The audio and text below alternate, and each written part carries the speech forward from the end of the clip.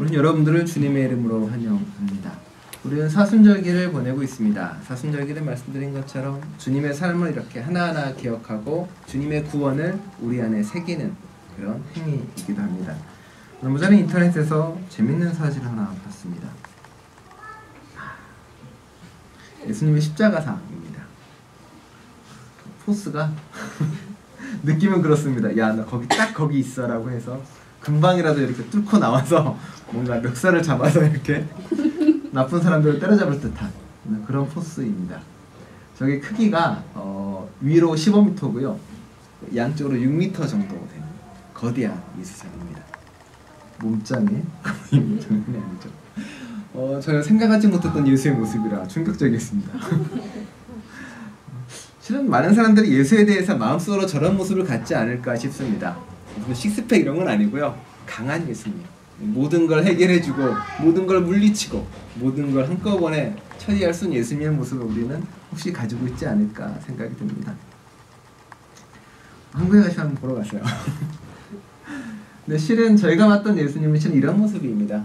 저는 늘은 지금 광야에 있는 예수님의 모습인데 러시아의 화가가 그린 그림입니다. 고뇌하고 번뇌하고 자기가 어떻게 삶을 살아야 될까, 어떻게 구원의 손을 펼칠 수 있을까, 나의 삶은 어떻게 될까 고민하고 번민하며 구원을 펼치는 예수님. 우리의 아픔을 같이 아파하고 우리와 눈물을 흘리고 어쩌면 자기가 할 수 있는 게 그렇게 많지 않아서 그로 인해 더 괴로웠던 분이 아닐까라는 생각도 들고요. 자기가 만나는 몇몇 사람 외에 자기의 발길이 닿지 않는 곳, 눈길 닿지 않는 곳에 있는 사람들을 위해서 아파하는 사람, 힘들어하는 사람, 그런 분이 예수님이 아닐까 생각이 듭니다. 사순절은 어떻게 보면 예수님의 이런 구원 행위가 끊임없이 이어지고 그리고 계속 우리에게도 이어지길 바라는 소망이 이어지는 절기이기도 합니다. 예수님의 구원할 때 여러분은 어떤 단어가 떠오르십니까?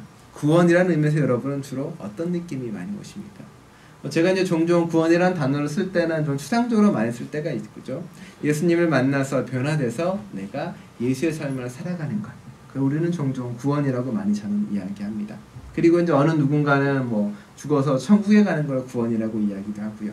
혹은 내 영혼이 하나님 앞에 드려지는 걸 종종 구원이라고 표현하기도 합니다. 오늘은 구원 얘기를 좀 하려고 하는데요. 구원 얘기를 우리가 이야기하는 구약을 한참 이야기하고 있는데 구약에서 좀 나누고자 합니다. 구약에서 말하는 구원의 이야기들을 가만히 보면 영혼의 구원이나 혹은 하나님께 나를 바칩니다라는 얘기는 그렇게 많이 있지 않습니다.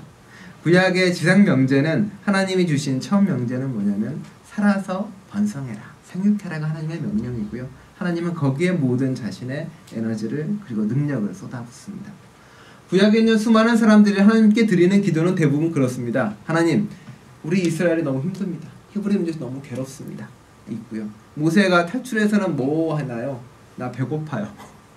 배고픈데 먹을 것 좀 주세요. 또 더 나아가서는 내가 목마르니까 제발 물 좀 주세요. 그리고 또 다음에는 하나님 고기가 먹고 싶어요. 뭐 이런 되게 구체적인 것들이에요. 그리고 내가 아이가 못 낳아서 괴롭습니다. 힘듭니다. 어떻게 보면 구약에서 말하는 모든 사람들의 기도는 대단히 현실적이고 대단히 구체적입니다. 그리고 하나님께서 나에게 구원의 손을 베푸셨다는 그 의미는 대부분은 바로 그런 문제들이 해결되는 것들입니다.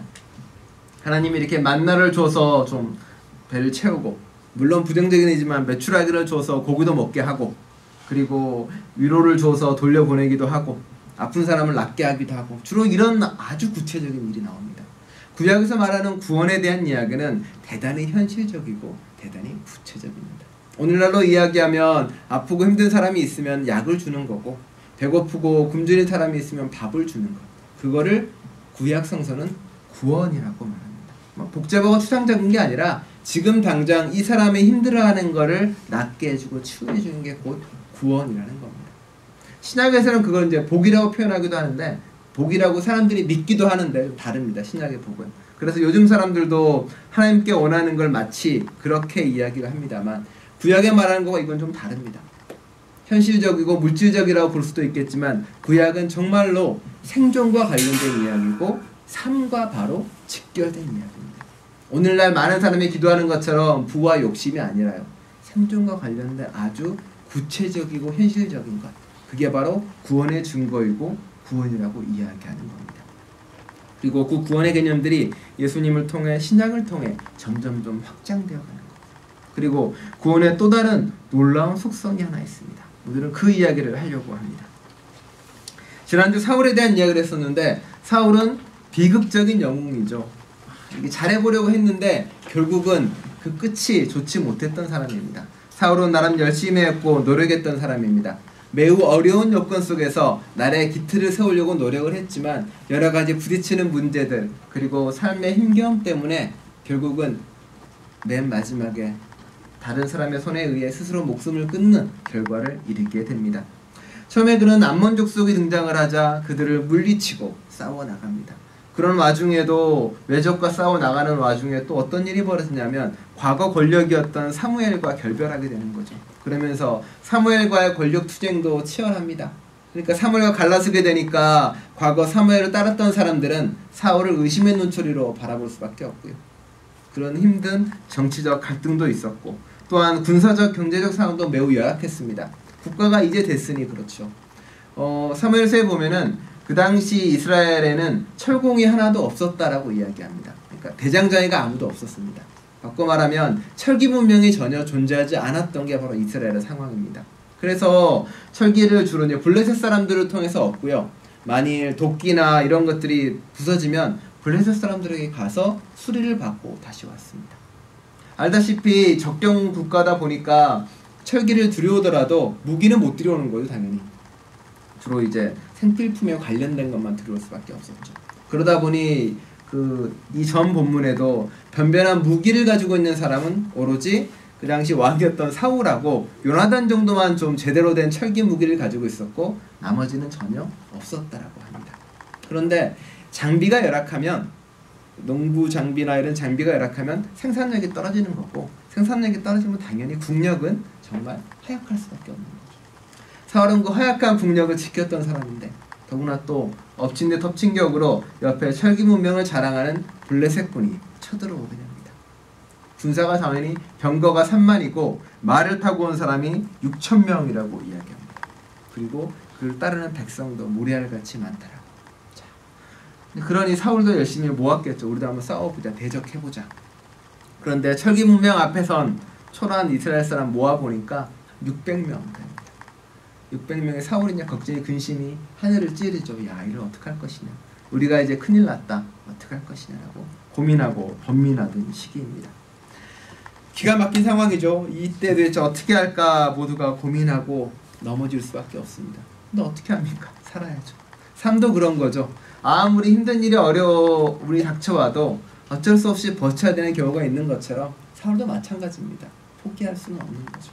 그래서 기다리고 있습니다. 하나님 어떻게 할까라 물어보기도 하지만 대답도 없습니다. 모든 일은 공포에 질려서 거의 마비 상태에 이르게 됩니다. 어떻게 해야 될지, 무엇을 해야 될지 아무도 모르는 그 지경에 이르게 됩니다. 그때 분연히 일어선 사람이 있으니 바로 오늘의 주인공 요나단입니다.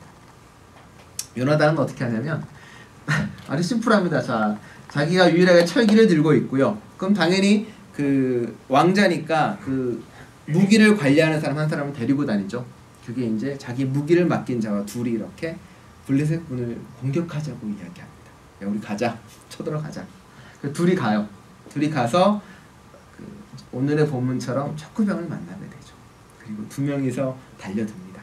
당당하게. 그래서 열심히 싸워서 20명을 죽입니다. 척후병이니까 뭐 이렇게 해서 20명을 죽이고 그 뒤에 보면은 이제 땅이 진동하고 모든 사람이 공포에 떨었다라는 말도 나와요. 근데 그 뒤로 어떤 일이 벌어지냐면 요나단하고 그분이 열심히 둘이 싸우니까 그 당시에 블레셋에 누가 있었냐면 히브리 용병들이 있었습니다. 알다시피 히브리인들은 국가가 아니기 때문에 이렇게 떠돌아다니잖아요, 많이. 그러다 보니까 거기도 히브리 용병들이 있었어요. 그러니까 그 히브리 용병들이 돌아섭니다. 야, 쟤들이 열심히 싸우는데 우리가 그래도 쟤들하고 같이 한솥밥 먹던 사이인데 도와주자. 그래서 블레셋 내에서 용병들이 칼을 거꾸로 듭니다. 그래서 또 싸워요. 그 다음에 또 무슨 일이 벌어지냐면 숨었던 사람들, 각자 계곡에 숨었던 사람들 이렇게 보니까 왠지 이길 것 같아. 그래서 숨어있다가 그 사람들이 또 공격을 합니다. 그러니까 블레셋 내에서 내분이 벌어지는 거죠. 이렇게 누가 히브리 용병인지 자기인지도 모르니까 서로가 서로를 싸우고 부딪히고 이런 일이 벌어집니다. 그때 비로소 사울이 야 가자. 그래서 사울이 비로소 와서 승리를 하게 되는 사건이 쭉 벌어집니다. 자, 오늘의 사건 가운데서 구원자로 등장하는 사람은 바로 요나단입니다. 요나단은 자신의 믿음 그리고 우리가 이길 수 있다는 것, 실은 이길 수 있다기보다는 맞고 적음이 문제가 아니라 두려움을 떨치고 나간 요나단의 용기가 놀라운 거죠. 요나단은 자신의 그 한 걸음으로 이스라엘 백성들을 구원하게 됩니다. 그렇죠. 고통과 아픔, 절망, 패배에 있던 그 사람들을 요나단이 바로 구원에 이르게 한다는 거죠. 그리고 나서 어떤 일이 벌어지냐면 사울이 명령을 내립니다. 야, 우리 이제 이기니까 우리가 앞으로 승리할 때까지, 저 블레셋군을 모두 물리칠 때까지 아무것도 먹지 말자. 금식하고 싸우자. 내가 하나님께 맹세하겠다라고 합니다. 하나님께 맹세를 해요. 하나님, 내가 이렇게 하겠습니다. 네? 늘 이런 일은 벌어지죠. 본인이 하나님을 시키지도 않았는데 본인이 맹세를 하고 그 맹세 때문에 본인이 힘들어하는 경우도 많이 있습니다. 옛날에도 입다가 그런 식이었죠. 하나님, 내가 이 전쟁에 이기면 집에 돌아가면 맞이하는 첫 것을 바치겠습니다. 그래서 결국은 자신의 딸을 죽음에 이르게 하는데, 사울도 마찬가지입니다. 이렇게 세워요. 근데 배고픈 채로 싸운다는 게 말이 안 되잖아요. 근데 열심히 싸웁니다. 그런데 그 발표할 동안 요나단은 다른 데 있었어요. 그 얘기를 듣지 못합니다. 그러다 요나단이 이제 한참 싸우다가 배가 고파요. 옆에 이렇게 보니까 이렇게 들꿀이 이렇게 있습니다. 이렇게 지팡이로 들꿀을 찍어 먹어요. 이렇게 찍어 먹어요. 그 뒤에 사울이 전쟁에서 쉽게 이기지 못하니까 뭔 일이냐. 그래서 이게 분명히 자신의 명령 그리고 본인은 하나님의 뜻이라고 생각하는 사람을 어긴 사람이 있다. 모여라. 제비 뽑자. 보통 제비 뽑습니다. 제비를 뽑다 보니까 요나단이 걸려요. 요나단이 요나단에게 사울이 이야기합니다. 네가 내 명령을 어겼으니 너도 죽을 수밖에 없다. 라고 말합니다. 그리고 오늘 45절 본문이 이어집니다. 뭐라고 얘기합니까? 백성들이 요나단에게 살려달라고 말합니다. 그렇죠? 백성이 요나단에게 이야기, 요나단이 그동안 하나님과 함께했다. 하나님과 함께해서 승리했기 때문에 그 머리를 해하는 것은 결코 있을 수 없다라고 말하는 겁니다. 그래서 이제 거꾸로 되는 거죠. 백성들이 요나단을 구원하게 됩니다. 요나단을 살리게 됩니다. 구원의 또 하나의 특징이 나오는 겁니다. 실은 하나님에게 이루어지는 모든 구원은 바로 그 상호성에 있습니다. 백성이 요나단을 살리고 요나단이 다시 백성을 구원에 이르게 하는 겁니다. 하나님이 놀라운 신비로 누군가를 구원에 일으키는 것이 아니라 내가 이 사람을 살리면 이 사람이 그 사람을 살리고 그 사람이 또 다른 사람을 구원에 이르게 하는 겁니다.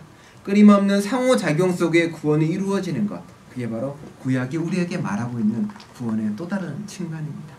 우리의 삶도 그러한 겁니다. 내가 하나님께 기도하고 하나님께 바라서 하나님이 나를 구원한 것이 아니라 내가 힘들고 어렵고 병들 때 하나님을 믿는 누군가가 나에게 구원의 손길을 베풀어서 나를 구원으로 일으키는 겁니다. 그리고 내가 또 누군가를 구원하는 존재로 거듭나는 겁니다. 내가 구원을 이끄는 사람이고 내가 구원을 만드는 사람입니다. 누가 배고프고 힘든 사람이 있으면 내 쌀을 나눠서 그 사람을 줘서 그 사람을 구원에 이르게 하는 거고, 돈이 없어도 힘들고 어려운 사람이 있다면 내가 내 돈 줘서 그 사람을 구원에 이르게 하는 것. 서로가 서로를 그렇게 상호 구원하게 하는 것. 그게 바로 구원의 힘이고 구원의 능력입니다. 그런 공동체가 바로 그리스도 공동체이기도 하고요. 요나단은 그런 삶을 백성으로부터 자신의 생명을 구원받고 또 다른 구원의 행보를 시작합니다. 그게 바로 우리가 잘 알고 있는 다윗과 요나단의 이야기로 넘어가게 됩니다. 다윗과 요나단은 대단히 좋은 친구로 나옵니다. 무슨 호러무비예요. 한쪽에 머리를 들고 와요. 이렇게. 지오바노의 그림인데 한쪽에 보면 이렇게 다윗이 누군지 금방 태가 납니다. 골리앗 머리를 이렇게 들고 있습니다. 자세히 보면 머리에 상처도 있는 것 같은데 골리앗 머리를 들고 있고 옆에 요나단이 같이 갑니다. 다윗 한쪽 손에는 그 골리앗의 무기로 추정되는 칼을 이렇게 들고 갑니다. 이미 그 전에 다윗은 그 사울의 무기 드는 자로 혹은 사울의 수금 타는 자로 돼 있다라는 말도 있고요. 혹은 또 다른 부문에는 사울이 저 사람이 누군지 모릅니다. 그래서 누구냐고 물어보는 것도 나옵니다. 실은 여러 가지 이해가 섞여 있기 때문에 그렇습니다. 자, 둘이 이렇게 올라가는 이야기가 나옵니다. 대단히 사이좋은 친구처럼 보이죠. 이건 이제 도래의 그림이기도 한데 다윗과 요나단이 헤어지는 장면이에요. 사울이 다윗을 계속 죽이려고 하자 헤어지면서 슬픔에 떨며 이렇게 안고 헤어지는 모습이 나오기도 합니다. 이건 이제 오늘의 본문에 나오는 말씀이에요. 요나단이 다윗을 만나자 다윗에게 첫눈에 반합니다. 첫눈에 반한다는 의미가 이제 여러 가지 의미가 있겠지만 일단 사랑에 빠지게 됩니다. 그래서 자기 겉옷도 벗어주고 무기도 주고 칼도 모두 다 줍니다. 보면은 다윗은 대단히 미소년으로 나오고 있고 요나단은 대단히 건장한 청년으로 표현이 됩니다. 그리고 실은 겉옷을 건네준다는 의미는 뭐냐면 자신의 권력과 자신의 모든 것을 넘겨준다는 의미입니다.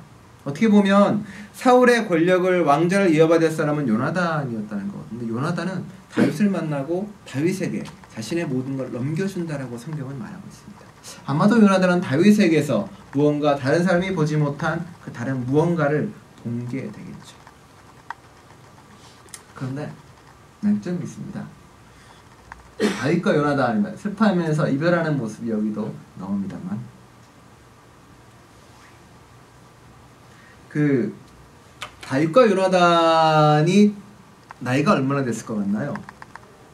많은 이들이 그 성서의 인물들에 대해서 나이를 별로 생각하지 않아요. 대부분 머릿속에 상상을 할 때 젊은 사람을 상상을 합니다. 왜냐하면 주일학교 영향입니다.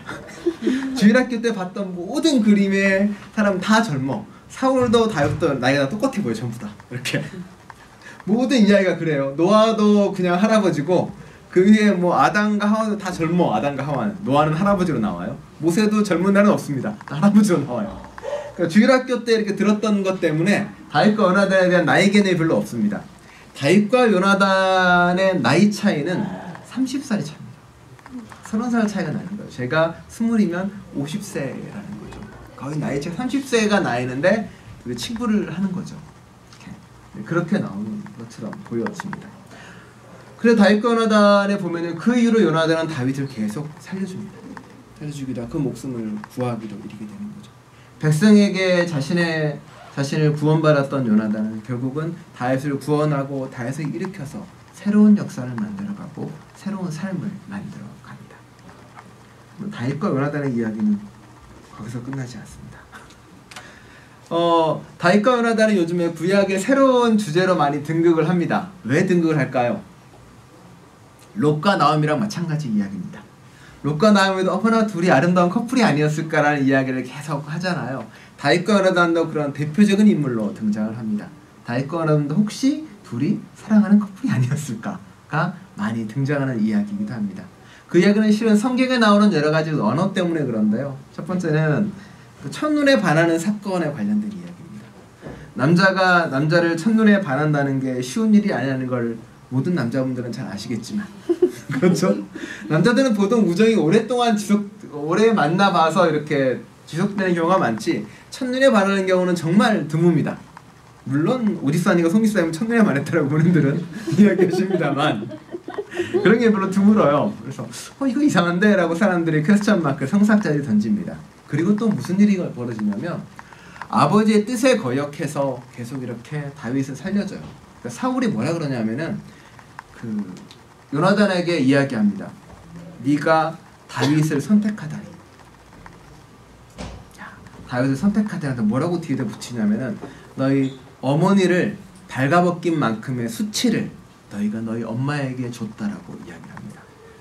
그냥 묘한 언어인 거. 일단은 선택이란 단어가 주는 게 성서에서 이렇게 의미를 보게 되면 대부분 하나님이 누구를 선택하거나 혹은 남자가 여자를 선택할 때 쓰는 단어로 많이 나오기도 합니다. 그런 단어의 의미로 보통 쓰이기도 하고요. 또 다른 거 오늘 본문을 읽어봤지만 다윗이 요나단이 죽었을 때 이렇게 슬퍼하면서 하는 이야기가 있습니다. 뭐라 그러죠? 형이 나에 대한 사랑은 여인이 줬던 어느 사랑보다 훨씬 더 뜨겁습니다 라고 고백을 합니다. 결론은 없습니다. 그건 여러분이 어떻게 받아들이냐의 문제겠죠. 하지만 둘이 사랑했던 사이든 플라토닉한 러브든 육체적 사랑이든 뭐 그걸 다 떠나서 실은 그것은 그 부분은 성경을 해석하는 데 있어서 이렇게 큰 영향을 주진 않습니다. 무슨 의미냐면 구원이라는 것, 누군가를 사랑한다는 것, 혹은 누군가에게 사랑을 실천한다는 것은 요나단이 백성을 구하고 백성의 요나단을 구하고 그 요나단이 곧 다시금 다윗을 구해내고 다윗이 또다시 이스라엘 백성들을 살려내고 구원하는 것처럼 구원의 힘은 바로 거기에 있다는 겁니다. 서로가 서로의 구원자가 되는 상호성, 서로가 서로의 가장 구체적이고 힘든 부분들을 도와주는 현실성과 구체성이 바로 구원의 뜻이고 구원의 중심이라는 겁니다. 여기 계신 여러분들은 바로 그런 구원자로 이 땅에 부름받은 겁니다. 구원받을 자로가 아니고요.